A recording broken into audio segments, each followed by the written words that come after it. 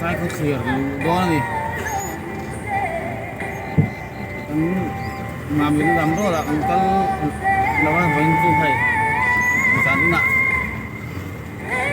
sai có làm đó là ăn sản xuất mình vẫn không bắt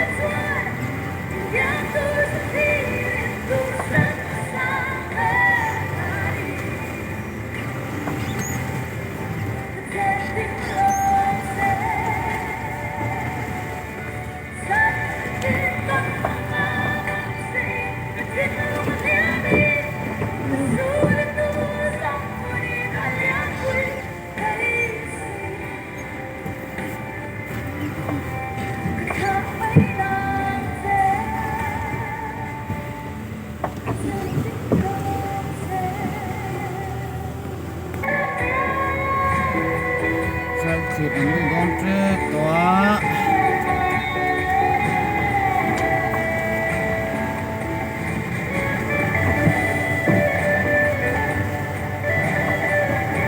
con như xe rèn không may mà sao nó xây xếp bằng em anh sử dụng được cái gì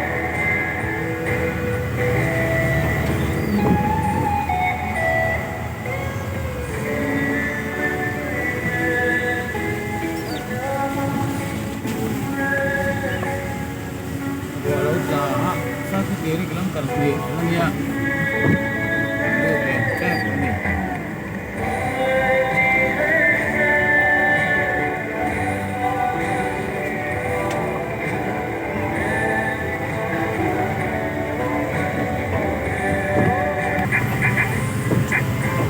saya berluta sudah thấy khá mấy ya nghe anh đó đi